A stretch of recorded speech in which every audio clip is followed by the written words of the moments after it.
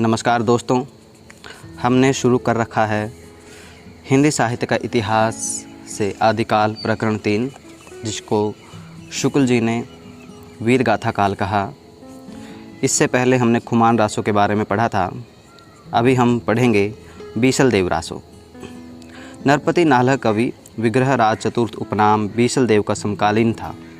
कदाचित यह राजकवि था। इसने बीसल देव रासों नामक एक छोटा सा जो कि 100 पृष्ठों का ग्रंथ लिखा है, जो वीर गीत के रूप में है। यह ध्यान रखने की बात है कि बीसल देव रासों एक वीर गीत के रूप में लिखा गया है, जो 100 ही पृष्ठों का है। इस ग्रंथ में निर्माण काल यों दिया है: 1272 मझारी, जैठ बदी नवमी बुधवारी, नाल्ह रसायन आरंभ भई, शारदा तूठी ब्रह्म कुमारी। 1272 का स्पष्ट अर्थ 1212 है। 72 शब्द बरहोत्तर द्वादशोत्तर का रूपांतर है, अतः 1272 का अर्थ द्वादशोत्तर है। 12 से अर्थात 1212। गणना करने पर विक्रम संवत 1212 में ज्येष्ठ बदी नवमी को बुधवार ही पड़ता है। कवि ने अपने रासों में सर्वत्र वर्तमान काल का ही प्रयोग किया है, जिससे वह बीसल देव का समकालीन जान पड़ता है। विग्रह राज चतुर्थ का समय भी 1220 के आसपास है। उसके शिलालेख भी संवत 1210 में और 1220 में प्राप्त हैं। बीसल देव रासों में 4 खंड हैं। कई बार यूजीसी नेट में इस तरह के क्वेश्चन पूछ लिए जाते हैं कि बीसल देव रासों में कितने खंड हैं, कितने पृष्ठ हैं, कब लिखा गया। तो बीसल देव रासों 1212 का है, 4 खंड हैं और 100 पृष्ठ हैं। यह काव्य लगभग 2000 चरणों में समाप्त हुआ है। इसकी कथा का सार यूँ है: मालवा जो खंड 1 है, उसमें मालवा के भोज परमार की पुत्री राजमती से सांभर के बीसल देव का विवाह होना है। खंड 2 में बीसल देव का राजमती से रूठकर उड़ीसा की ओर प्रस्थान करना है तथा वहाँ 1 वर्ष रहना है। खंड 3 में राजमती का विरह वर्णन तथा बीसल देव का उड़ीसा से लौटना है। खंड 4 में भोज का अपनी पुत्री को अपने घर लिवा ले जाना तथा बीसल देव का वहां जाकर राजमती को फिर चित्तौड़ लाना। दिए हुए संवत के विचार से कवि अपने नायक का समसामयिक जान पड़ता है, पर वर्णित घटनाएं विचार करने पर बीसल देव के बहुत पीछे की लिखी जान पड़ती हैं, जबकि उनके संबंध में कल्पना की गुंजाइश हुई होगी। यह घटनात्मक काव्य नहीं है, वर्णनात्मक है। इसमें 2 ही घटनाएं हैं: बीसल देव का विवाह और उनका उड़ीसा जाना। इनमें से पहली बात तो कल्पना प्रसूत प्रतीत होती है। बीसल देव से 100 वर्ष पहले ही धार के प्रसिद्ध परमार राजा भोज का देहांत हो चुका था, अतः उनकी कन्या के साथ बीसल देव का विवाह किसी पीछे के कवि की कल्पना ही प्रतीत होती है। उस समय मालवा में भोज नाम का कोई राजा नहीं था। बीसल देव की एक परमार वंश की रानी थी। यह बात परंपरा से अवश्य प्रसिद्ध चली आती थी, क्योंकि इसका उल्लेख पृथ्वीराज रासों में भी है। इसी बात को लेकर पुस्तक में भोज का नाम रखा हुआ जान पड़ता है, अथवा यह हो सकता है कि धार के परमारों की उपाधि ही भोज रही हो और उस आधार पर इन्हीं में से किसी की कन्या के साथ बीसल देव का विवाह हुआ हो। परमार कन्या के संबंध में कई स्थानों पर जो वाक्य आए हैं, उन पर ध्यान देने से यह सिद्धांत पुष्ट होता है कि राजा भोज नाम कहीं पीछे से न मिलाया गया हो। जैसे जननी गोरी तू जैसलमेर, गोरड़ी जैसलमेर की। आबू के परमार भी राजपुताने में फैले हुए थे, अतः राजमती का उनसे किसी सरदार की कन्या होना भी संभव है। पर भोज के अतिरिक्त और भी नाम इस प्रकार जोड़े हुए मिलते हैं, जैसे माघ अचारज, कवि कालिदास। जैसा पहले कह आए हैं, अजमेर के चौहान राजा बीसल देव विग्रह राज चतुर्थ बड़े वीर और प्रतापी थे, और उन्होंने मुसलमानों के विरुद्ध कई चढ़ाइयाँ की थीं और कई प्रदेशों को मुसलमानों से खाली करवाया था। दिल्ली और हाँसी के प्रदेशों इन्हीं ने अपने राज्य में मिलाए थे। दिल्ली और हाँसी को इन्होंने ही अपने राज्य में मिलाया था। इनके वीर चरित्र का बहुत कुछ वर्णन इनके राजकवि सोमदेव रचित ललित विग्रह राज नाटक, जो कि संस्कृत में लिखा गया, उसमें मिलता है। जिसका कुछ अंश बड़ी बड़ी शिलाओं का खुदा हुआ मिला है और राजपुताना म्यूजियम में सुरक्षित है। पर नालह के इस बीसल देव में जैसा कि होना चाहिए था, न तो उक्त वीर राजा की ऐतिहासिक चढ़ाइयों का वर्णन है, न उसके शौर्य पराक्रम का। श्रृंगार रस की दृष्टि से विवाह और रूठकर विदेश जाने का मनमाना वर्णन है। अतः इस छोटी सी पुस्तक को बीसल देव ऐसे वीर का रासो कहना खटकता है। पर जब हम देखते हैं कि यह कोई काव्य ग्रंथ नहीं है, केवल गाने के लिए इसे रचा गया था, तो बहुत कुछ समाधान हो जाता है। भाषा की परीक्षा करके देखते हैं तो वह साहित्यिक नहीं राजस्थानी है। जैसे सूकईच है अर्थात सूखता है, पाटन थी पाटन से, भोज तना भोज का, खंड खंडरा खंड खंड का। इस ग्रंथ से एक बात का आभास अवश्य मिलता है, वह यह कि शिष्ट काव्य भाषा में ब्रज और खड़ी बोली के प्राचीन रूप का ही राजस्थान में भी व्यवहार होता था। साहित्य की सामान्य भाषा हिंदी ही थी जो पिंगल भाषा कहलाती थी। साहित्य की सामान्य भाषा हिंदी ही थी जो पिंगल भाषा कहलाती थी। बीसल देव रासों में भी बीच बीच में बराबर इस साहित्यिक भाषा को मिलाने का प्रयत्न दिखाई पड़ता है।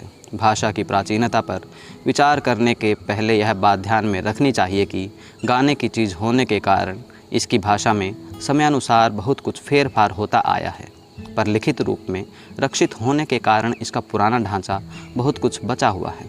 उदाहरण के लिए मेलवी मिलाकर, जोड़कर, चितह चित में, रणि रण में, प्रापिजयी प्राप्त हो या किया जाए, इणी विधि इस विधि, इसऊ ऐसा, बाल हो बाला का। इसी प्रकार नयर नगर, पसाऊ प्रसाद, पयोधर आदि प्राकृत शब्द भी हैं जिनका प्रयोग कविता में अपभ्रंश काल से लेकर पीछे तक होता रहा है। इसमें आए हुए कुछ फारसी, अरबी, तुर्की शब्दों की ओर भी ध्यान जाता है, जैसे महल, इनाम, नेताजनों, ताजियाना आदि। जैसा कहा जा चुका है कि पुस्तक की भाषा में फेरफार अवश्य से पहले ही हुआ हो, अतः यह शब्द पीछे से मिले हुए भर हो सकते हैं और कवि द्वारा व्यवहृत भी। कवि के समय से पहले ही पंजाब में मुसलमानों का प्रवेश हो गया था और वे इधर उधर जीविका के लिए फैलने लगे थे। अतः ऐसे साधारण शब्दों का प्रचार कोई आश्चर्य की बात नहीं है। बीसल देव के सरदारों में ताजुद्दीन मियाँ भी मौजूद हैं। महल पलाण्यों ताजदीन, खुरसाना चढ़ी चाल्यो गोंड। उपरोक्त विवेचनों के अनुसार यह पुस्तक न तो वस्तु के विचार से और न भाषा के विचार से ही अपनी असली और मूल रूप में कही जा सकती है। राय बहादुर पंडित गौरीशंकर हीराचंद ओझा ने इसे हमीर के समय की रचना कहा है। राजपुताने का इतिहास भूमिका पृष्ठ 19 से यह बात ली गई है। यह नरपति नाले की पोथी का विकृत रूप अवश्य है, जिसके आधार पर हम भाषा और साहित्य संबंधी कई तथ्यों पर पहुँचते हैं। ध्यान देने की पहली बात है राजपुताने के एक भाट का अपनी राजस्थानी में हिंदी का मेल करना, जैसे माती का आखा किया, चंदन काठ का मांडवो, सोना की चोरी, मोती की माल इत्यादि। इससे यह सिद्ध हो जाता है कि प्रादेशिक बोलियों के साथ साथ ब्रज या मध्य देश की भाषा का आश्रय लेकर एक सामान्य साहित्यिक भाषा भी स्वीकृत हो चुकी थी, जो उच्चारणों में पिंगल भाषा के नाम से पुकारी जाती थी। अपभ्रंश के योग से शुद्ध राजस्थानी भाषा का जो साहित्यिक रूप था वह डिंगल कहलाता था। हिंदी साहित्य के इतिहास में केवल पिंगल भाषा में लिखे हुए ग्रंथों का ही विचार कर सकते हैं। दूसरी बात जो कि साहित्य से संबंध रखती है, वीर और श्रृंगार का मेल। इस ग्रंथ में श्रृंगार की ही प्रधानता है। वीर रस किंचित आभास मात्र हैं। संयोग और वियोग के ही गीत कवि ने गाए हैं। बीसल देव रासों के कुछ पद्य देखिए।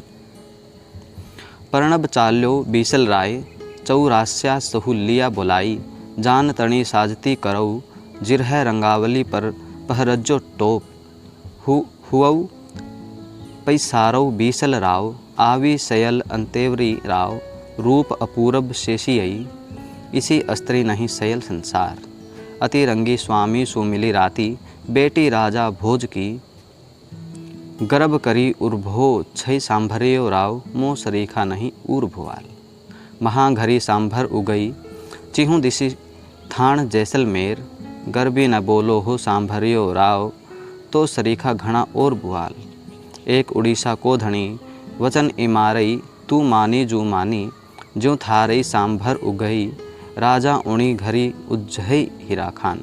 कुंवरी कहई सुनी सांभरिया राव, काई स्वामी तू उल गई जाई, कहेऊ हमारऊ जई सुनऊ, थारई छई साठी अंतेवरी नारी, कड़वा बोलने बोलिस नारी, तूम महल सी चित्त बिसारी।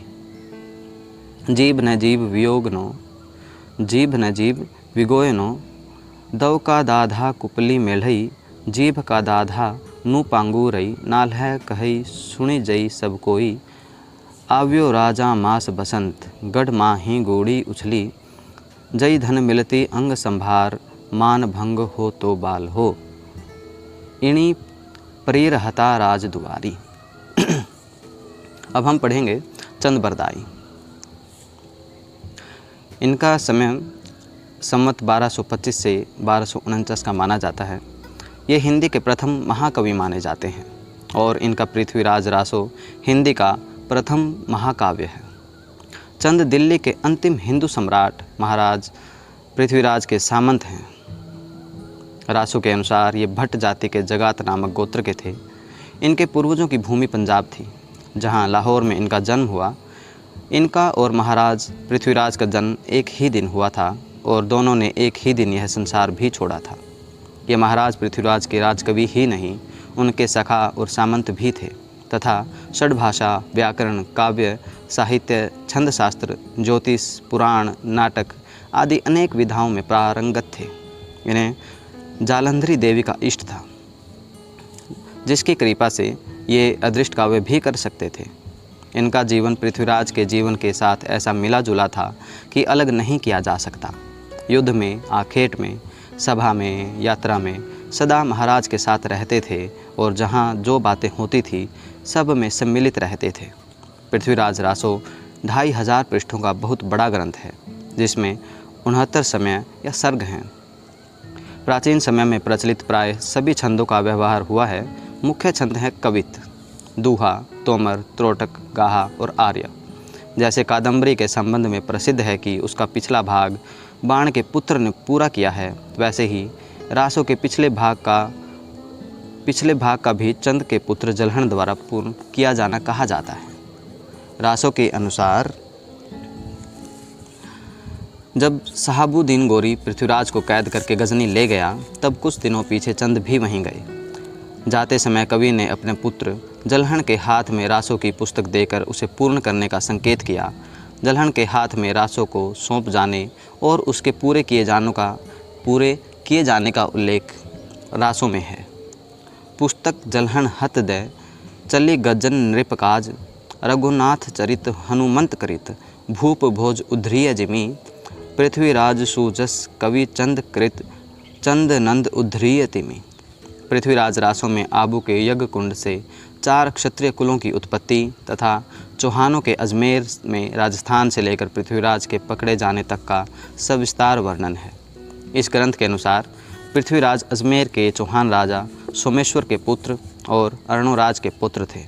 सोमेश्वर का विवाह दिल्ली के तुंवर अर्थात तोमर राजा अनंगपाल की कन्या से हुआ। अनंगपाल की 2 कन्याएं थीं, सुंदरी और कमला। सुंदरी का विवाह कन्नौज के राजा विजयपाल के साथ हुआ और इस संयोग से जयचंद राठौड़ की उत्पत्ति हुई। दूसरी कन्या कमला का विवाह अजमेर के चौहान सोमेश्वर के साथ हुआ, जिनके पुत्र पृथ्वीराज हुए। अनंगपाल ने अपनी नाती पृथ्वीराज को गोद लिया, जिससे अजमेर और दिल्ली का राज एक हो गया। जयचंद को यह बात अच्छी न लगी। उसने एक दिन राजसूय यज्ञ करके सब राजाओं को यज्ञ के भिन्न भिन्न कार्य करने के लिए निमंत्रित किया और इस यज्ञ के साथ ही अपनी कन्या संयोगिता का स्वयंवर रचा। राजसूय यज्ञ में सब राजा आए पर पृथ्वीराज नहीं आए। इस पर जयचंद ने चिढ़कर पृथ्वीराज की एक स्वर्ण मूर्ति द्वारपाल के रूप में द्वार पर रखवा दी। संयोगिता का अनुराग पहले से ही पृथ्वीराज पर था, अतः जब वह जयमाल लेकर रंगभूमि में आई तो उसने पृथ्वीराज की मूर्ति को ही माला पहना दी। इस पर जयचंद ने उसे घर से निकालकर गंगा किनारे के महल में भेज दिया। इधर पृथ्वीराज के सामंतों ने आकर यज्ञ विध्वंस किया। फिर पृथ्वीराज ने चुपचाप आकर संयोगिता से गांधर्व विवाह किया और अंत में वे उसे हर ले गए। रास्ते में जयचंद की सेना से बहुत युद्ध हुआ। पर संयोगिता को लेकर पृथ्वीराज कुशलतापूर्वक दिल्ली पहुंच गए, जहां भोग विलास में ही उनका समय बीतने लगा। राज्य की रक्षा का ध्यान न रह गया। बल का बहुत कुछ हरास तो जयचंद तथा और राजाओं के साथ लड़ते लड़ते हो चुका था और बड़े बड़े सामंत मारे जा चुके थे। अच्छा अवसर देख शहाबुद्दीन चढ़ आया, पर हार गया और पकड़ा गया। पृथ्वीराज ने उसे छोड़ दिया। वह बार बार चढ़ाई करता रहा और अंत में पृथ्वीराज पकड़कर गजनी भेज दिए गए। कुछ काल के पीछे कवि चंद भी गजनी पहुँचे। एक दिन चंद के इशारे पर पृथ्वीराज ने शब्दभेदी बाण द्वारा शहाबुद्दीन को मारा। फिर दोनों एक दूसरे को मारकर मर गए। शहाबुद्दीन पृथ्वीराज के वैर का कारण यह लिखा गया है कि शहाबुद्दीन अपने यहाँ की एक सुंदरी पर आसक्त था, जो एक दूसरे पठान सरदार हुसैन शाह को चाहती थी। जब ये दोनों शहाबुद्दीन से तंग हुए, तब हार कर पृथ्वीराज के पास भाग आए। शहाबुद्दीन ने पृथ्वीराज के यहाँ कहला भेजा कि उन दोनों को अपने यहाँ से निकाल दो। पृथ्वीराज ने उत्तर दिया कि शरणागत की रक्षा करना क्षत्रियों का धर्म है, अतः इन दोनों की हम बराबर रक्षा करेंगे। इसी वैर से शहाबुद्दीन ने दिल्ली पर चढ़ाइयाँ की। यह तो पृथ्वीराज का मुख्य चरित्र हुआ। इसके अतिरिक्त बीच बीच में बहुत से राजाओं के साथ पृथ्वीराज के युद्ध और अनेक राजकन्याओं के साथ विवाह की कथाएं रासों में भरी पड़ी हैं। ऊपर लिखे वृत्तांत और रास्तों में दिए हुए संवतों का ऐतिहासिक तथ्यों के साथ बिल्कुल मेल न खाने के कारण अनेक विद्वानों ने पृथ्वीराज रासों के पृथ्वीराज समसामयिक किसी कवि की रचना होने में पूरा संदेह किया है और उसे 16वीं शताब्दी में लिखा हुआ एक जाली ग्रंथ ठहराया है। रासों में चंगेज, तैमूर आदि कुछ पीछे के नाम आने से यह संदेह और पुष्ट होता है। प्रसिद्ध इतिहासज्ञ राय बहादुर पंडित गौरीशंकर हीराचंद ओझा रासों में वर्णित घटनाओं तथा संवतों को बिल्कुल भाटों की कल्पना मानते हैं। पृथ्वीराज की राजसभा में कश्मीरी कवि जयानक ने संस्कृत में पृथ्वीराज विजय नामक एक काव्य लिखा है, जो पूरा नहीं मिलता है। उसमें दिए संवत तथा घटनाएं ऐतिहासिक खोज के अनुसार ठीक ठहरती हैं। उसमें पृथ्वीराज की माता का नाम कर्पूर देवी लिखा है, जिसका समर्थन हांसी के शिलालेख से भी होता है। उक्त ग्रंथ अत्यंत प्रामाणिक और समसामयिक रचना है। उसके तथा हमीर महाकाव्य आदि कई प्रामाणिक ग्रंथों के अनुसार सोमेश्वर का दिल्ली के तोमर राजा अनंगपाल की पुत्री से विवाह होना, पृथ्वीराज का अपने नाना की गोद जाना, राणा समर सिंह का पृथ्वीराज का समकालीन होना और उनके पक्ष में लड़ना, संयोगिता हरण इत्यादि बातें असंगत सिद्ध होती हैं। इस प्रकार आबू के यज्ञ से चौहान आदि 4 अग्निकुलों की उत्पत्ति की कथा भी शिलालेखों की जांच करने पर कल्पित ठहरती है, क्योंकि इनमें से सोलंकी, चौहान आदि कई कुलों के प्राचीन राजाओं के शिलालेख मिले हैं, जिनमें वे सूर्यवंशी, चंद्रवंशी आदि कहे गए हैं। अग्निकुल का कहीं उल्लेख नहीं मिलता। चंद ने पृथ्वीराज का जन्मकाल 1115 में, दिल्ली गोद जाना 1122 में, कन्नौज जाना 1151 में और शहाबुद्दीन के साथ युद्ध 1158 में लिखा है। पर शिलालेखों और दान पत्रों में जो संवत मिलते हैं, उनके अनुसार रासों में दिए हुए संवत ठीक नहीं है। अब दान पत्र या शिलालेख जिनमें पृथ्वीराज, जयचंद और परमर्दी देव महोबे के राजा परमाल के नाम आए हैं, इस प्रकार मिले हैं। पृथ्वीराज के 4, जिनके संवत 1224 और 1244 के बीच में हैं, जयचंद के 12, परमर्दी देव के 6 और संवत 1223 और 1258 के बीच में मिलते हैं। इनमें से एक सदन संवत 1239 का है, जिसमें पृथ्वीराज और राजा परमाल के युद्ध का वर्णन है। इन संवतों से पृथ्वीराज का जो समय निश्चित होता है, उसकी सम्यक पुष्टि फारसी तवारीखों में भी हो जाती है। फारसी इतिहासकारों के अनुसार शहाबुद्दीन के साथ पृथ्वीराज का प्रथम युद्ध 587 हिजरी विक्रम संवत 1248 सन 1191 में हुआ। अतः इन संवतों के ठीक होने में किसी प्रकार का संदेह नहीं। पर पंडित मोहनलाल विष्णुलाल पंड्या ने रासों के पक्ष समर्थन में इस बात की ओर ध्यान दिलाया कि रासों के सब संवतों में यथार्थ संवतों 90-91 वर्ष का अंतर एक नियम से पड़ता है। उन्होंने यह विचार उपस्थित किया कि अंतर भूल नहीं है, बल्कि किसी कारण से रखा गया है।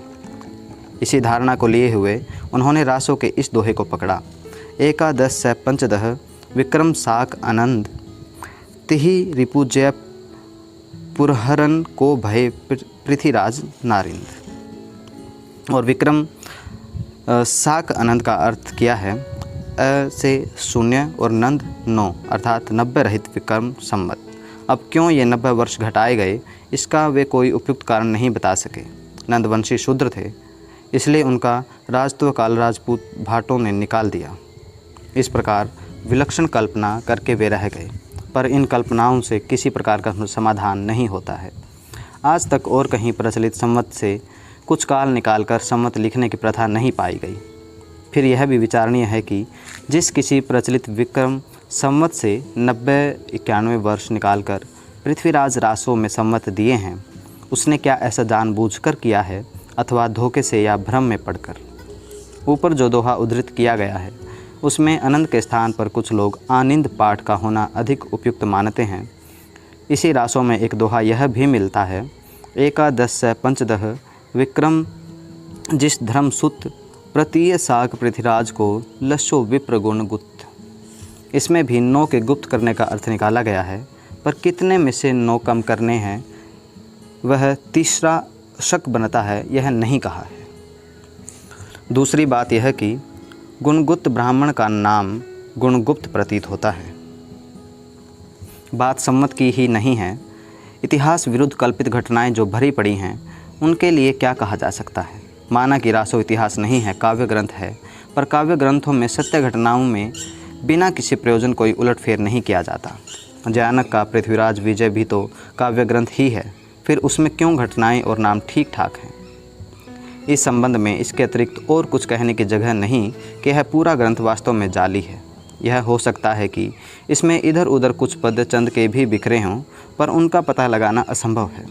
यदि यह ग्रंथ किसी समसामयिक कवि का रचा होता और इसमें कुछ थोड़े से अंश ही पीछे से मिले होते तो कुछ घटनाएं और कुछ संवत तो ठीक होते। रहा यह प्रश्न कि पृथ्वीराज की सभा में चंद नाम का कोई कवि था या नहीं, पृथ्वीराज विजय के कर्ता जयानक ने पृथ्वीराज के मुख्य भाट या बंदीराज का नाम पृथ्वी भट्ट लिखा है। चंद का नाम उसमें कहीं भी नहीं लिया है। पृथ्वीराज विजय के 5वें सर्ग में यह श्लोक आया है, तन्स्य चंद्रराजस्य चंद्रराज इवा भवत संग्रह यस्सुवृतानाम सुवृतानामेव व्यधात। इसमें यमक के द्वारा जिस चंद्रराज कवि का संकेत है, यह राज बहादुर श्री युत पंडित गौरीशंकर हीराचंद ओझा के अनुसार चंद्रक कवि हैं, जिसका उल्लेख कश्मीरी कवि क्षमेंद्र ने किया है। इस अवस्था में यही कहा जा सकता है कि चंद्रवरदाई नाम का कोई कवि था तो वह या तो पृथ्वीराज की सभा में न रहा होगा या जयानक के कश्मीर लौट जाने पर आया होगा। अधिक संभव यह जान पड़ता है कि पृथ्वीराज के पुत्र गोविंदराज या उनके भाई हरिराज या इन दोनों में से किसी के वंशज के यहाँ चंद नाम का कोई भट्ट कवि रहा होगा, जिसने उनके पूर्वज पृथ्वीराज की वीरता आदि के वर्णन में कुछ रचनाएं की हों। पीछे जो बहुत सा कल्पित भट्ट भणंत तैयार होता गया, उन सब को लेकर और पृथ्वीराज का समसामयिक मान, चंद को पृथ्वीराज का समसामयिक मान, उसी के नाम पर रासो नाम की वह बड़ी इमारत खड़ी की गई हो। भाषा की कसौटी पर यह ग्रंथ को कसते हैं तो और भी निराश होना पड़ता है, क्योंकि वह बिल्कुल बेठिकाने है। उसमें व्याकरण आदि की कोई व्यवस्था नहीं है। दोहों की और कुछ कुछ कवितों की भाषा तो ठिकाने की है, पर त्रोटक आदि छोटे छंदों में तो कहीं कहीं अनुसंवारात शब्दों की ऐसी मनमानी भरमार है जैसे कि संस्कृत प्राकृत की नकल की हो। कहीं कहीं तो भाषा आधुनिक सांचे में ढली दिखाई पड़ती है, क्रियाएं नए रूपों में मिलती है, पर साथ ही कहीं कहीं भाषा अपने असली प्राचीन साहित्यिक रूप में भी पाई जाती है, जिसमें प्राकृत और अपभ्रंश शब्दों के साथ साथ शब्दों के रूपों और विभक्तियों के चिन्ह पुराने पड़ गए हैं। इस दशा में भाटों के इस वागजाल के बीच कहाँ पर कितना अंश असली है, इसका निर्णय असंभव होने के साथ साथ यह ग्रंथ न तो भाषा के इतिहास के और न साहित्य के इतिहास के जिज्ञासुओं के काम का है। पंडित हरप्रसाद शास्त्री ने 1909 से 1913 तक राजपुताने में प्राचीन ऐतिहासिक काव्यों की खोज में 3 यात्राएं की। उनका विवरण बंगाल की एशियाटिक सोसाइटी ने छापा है। उस विवरण में पृथ्वीराज रासो के विषय में बहुत कुछ लिखा है जिसका विवरण बंगाल की एशियाटिक सोसाइटी ने छापा है। उस विवरण में पृथ्वीराज रासो के विषय में बहुत कुछ लिखा है और कहा भी गया है कि कोई कोई तो चंद के पूर्व पुरुषों को मगध से आया हुआ बताते हैं, पर पृथ्वीराज रासों में लिखा है कि चंद का जन्म लाहौर में हुआ। कहते हैं कि चंद पृथ्वीराज के पिता सोमेश्वर के समय में राजपुताने में आया और पहले सोमेश्वर का दरबारी और पीछे से पृथ्वीराज का मंत्री, सखा और राजकवि हुआ। पृथ्वीराज ने नागौर बसाया था और वहीं बहुत सी भूमि चंद को दी थी। शास्त्री जी का कहना है कि नागौर में अब तक चंद के वंशज रहते हैं। इसी वंश के वर्तमान प्रतिनिधि नानूराम भाट से शास्त्री जी की भेंट हुई तो उन्हें चंद का वंश वृक्ष प्राप्त हुआ, वो दिया था। यह वंश वृक्ष आप हिंदी साहित्य के इतिहास में पढ़ सकते हैं, जिसमें चंद बरदाई से लेकर नानूराम जी तक का वंश वृक्ष जो है दिया गया है। नानूराम का कहना है कि चंद के 4 लड़के थे, जिनमें से एक मुसलमान हो गया, दूसरे का कुछ पता नहीं, तीसरे के वंशज अम्भोर में जा बसे और चौथे का वंश नागौर में चला। पृथ्वीराज रासों में चंद के लड़कों का उल्लेख इस प्रकार है। दहते पुत्र कवि चंद के सुंदर रूप सुजान, एक जल है गुण बावरो गुण समुंद सब भान। पृथ्वीराज रासों के कवि चंद के 10 पुत्रों के नाम दिए हैं। सूरदास की साहित्य लहरी की टीका में एक ऐसा पद आया है जिसमें सूर की वंशावली दी है। वह पद यह है। प्रथम ही प्रभु यज्ञ ते भय प्रगट अद्भुत रूप, ब्रह्म राव विचारी ब्रह्मा राखू नाम अनूप, पान प्य देवी दियो शिव आदि सुर सुख पाए, कहियो दुर्गा पुत्र तेरो भयो अति अतिकाय, पारी पायन सुरन के सुर सहित स्तुति कीन, तासु वंश प्रशंस में भोचंद चारु नवीन, भूप पृथ्वीराज दीन्हो तिन्हे ज्वाला देश, तन्य ताके चारों कीनो प्रथम आप नरेश, दूसरे गुणचंद ता सूत शीलचंद स्वरूप, वीरचंद प्रताप पूर्ण भयो अद्भुत रूप, रणथंभोर हमीर भूपति संगत खेलत जाए, तासु वंश अनूप भो हरिचंद अति विख्याय, आगरे रही गोप चल में रह्यो ता सूत वीर, पुत्र जन्मे साथ ताके महाभट्ट गंभीर, कृष्णचंद उदार चंद जू रूप चंद सुभाई, बुद्धि चंद प्रकाश चौथे चंद भे सुखदाई, देवचंद प्रबोध संश्रित चंद ताको नाम, भयो सप्तो नाम सूरज चंद मंद निकाम। इन दोनों वंशावलियों के मिलाने पर मुख्य भेद यह प्रकट होता है कि नानूराम ने जिनको जलचंद की वंश परंपरा में बताया है, उक्त पद में उन्हें गुणचंद की परंपरा में कहा है। बाकी नाम प्राय मिलते हैं। पृथ्वीराज रासों के नानूराम का कहना है कि चंद ने 3 या 4 हज़ार श्लोक संख्या में अपना काव्य लिखा था। उसके पीछे उनके लड़के ने अंतिम 10 समयों को लिखकर उस ग्रंथ को पूरा किया। पीछे से और लोग उसमें अपनी रुचि अथवा आवश्यकता के अनुसार जोड़ तोड़ करते रहे। अंत में अकबर के समय में इसने एक प्रकार से परिवर्तित रूप धारण किया। अकबर ने इस प्रसिद्ध ग्रंथ को सुना था। उसके इस प्रकार उत्साह प्रदर्शन पर कहते हैं कि उस समय रासो नामक अनेक ग्रंथों की रचना की गई। नानूराम का कहना है कि असली पृथ्वीराज रासो की प्रति मेरे पास है, पर उन्होंने महोबा समय की जो नकल पंडित हर प्रसाद शास्त्री को दी थी वह और भी उटपटांग और रद्दी है। पृथ्वीराज रासो के पद्मावती समय के कुछ पद नमूने लिए दिए जाते हैं।